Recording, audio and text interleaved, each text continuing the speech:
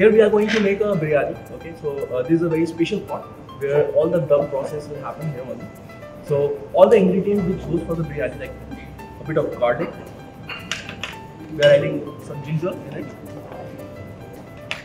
green chili, onion, and biryani rice. As you know, the dum process, for the dum process, for the Abdi biryani recipe, we do the layering. So we are making a chicken biryani and we are putting rice, and here we are using the egg. So what we are thinking that all the hatch process is going to happen here. So here the layer of egg is there, and we have topped it up with the rice again.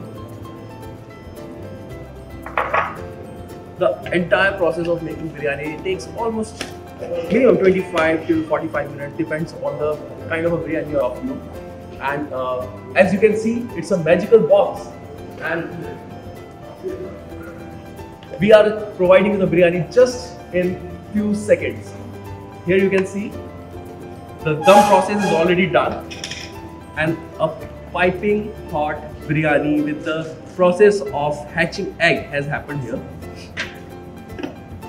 Now we are going to top it up with some rice just to give a contrast.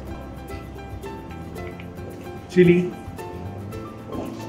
some fried onion on top, and here nice mint.